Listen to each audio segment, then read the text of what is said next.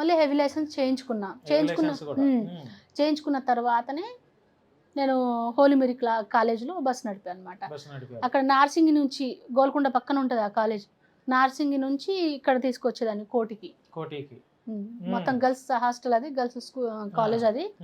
So, వాళ్ళని ఎక్కించుకొని వాళ్ళని ఎగ్జామ్స్ అయిపోయిన తర్వాత మళ్ళీ ఇక్కడ డ్రాప్ చేసిన తర్వాత మళ్ళీ ఎగ్జామ్స్ అయిన తర్వాత మళ్ళీ వెయిట్ చేసి వాళ్ళని తీసుకుపోయి మళ్ళీ హాస్టల్‌లో డ్రాప్ చేసేదాన్ని. కాలేజ్, హాస్టల్ ఒక్క దగ్గరే అక్కడ. కాకపోతే అప్పుడప్పుడు ఎగ్జామ్స్ పడతాయి కదా! ఇటు తీసుకురావాలి వాళ్ళకి ఎక్కువ. కోటి ఎక్కువ తీసుకొచ్చేదాన్ని. ఎన్నేళ్ళు బస్ నడిపావక్క? 1 ఇయర్ 2010లో. 2010లో 1 ఇయర్ నడిపావు. అప్పటి నుంచి ఇప్పటి వరకు అదే ఫీల్డ్ లో ఉన్నావా? బస్ నడుపుతానే ఉన్నావా? మధ్య మధ్యలో ఏమైనా జాబ్ చేసావా? మధ్యలో మళ్ళీ 3 ఇయర్స్ 4 ఇయర్స్ ఏమో అనుకుంటా కార్ నడిపాననమాట.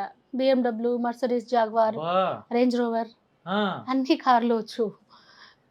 అక్కడ ఢిల్లీలో అవే నడిపాయి ఎక్కువ. సో, అన్ని నడిపిన తర్వాత DTCలో వెళ్ళా అక్కడ ఢిల్లీ ట్రాన్స్పోర్ట్లో. అక్కడ బస్సు 10 ఇయర్స్ కంప్లీట్ 11 ఇయర్స్ చేసా.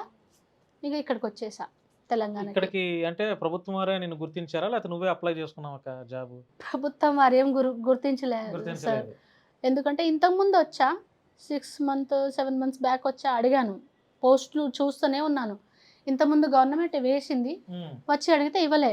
మళ్ళీ నేను వెళ్ళిపోయిన తర్వాత మళ్ళీ వేస్తే నేను అప్పట్లో ఎందుకో రాలే. అప్పుడు నాకు అక్కడ పర్మనెంట్ అయ్యే అవకాశం ఉంటే నేను ఏదో రీజన్తో రాలేదు.